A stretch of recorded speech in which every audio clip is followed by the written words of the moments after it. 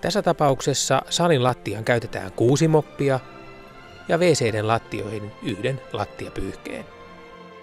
Lattiamopit ja pyyhkeet laitetaan muovipussiin ja niiden päälle kaadetaan oikea määrä yleispesuaineliuosta. Liuoksen määrä määräytyy taulukon mukaisesti. Tässä tapauksessa mopit ovat 60 senttimetriä.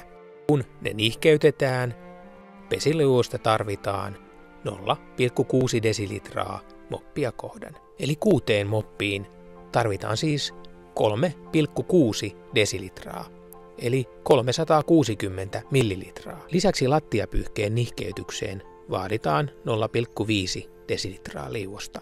Yleispesuaineliuosta siis tarvitaan yhteensä 410 millilitraa. Voit laskea oikean määrän pullon kyljessä olevan mitta-asteikon avulla. Kaada liuos tasaisesti mikrokuitujen päälle. Sitten tasopyyhkeiden kosteutus.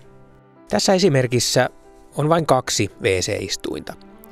Eli otamme 2 punaista pyyhettä. Ja muihin tiloihin otamme 4 sinistä pyyhettä. Eli yhteensä 6 pyyhettä. Ja pyyhkeiden päälle kaadetaan jälleen yleispesuaineliuosta taulukon mukaisesti.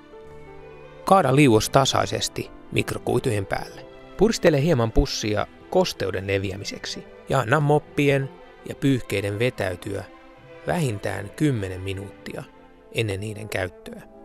Lattiamopit ja pyyhkeet yleensä nihkeytetään, koska niihin saadaan helposti tarvittaessa lisää kosteutta annostelupullosta. Koska moppi ottaa likaa tehokkaasti itseensä, yhdellä mopilla voi pyyhkiä vain 25 neliöstä 54 lattiapintaa likaisuudesta riippuen. Nihkeä pyyhi siis valitsemasi alue ja vaihda likastunut moppi puhtaaseen.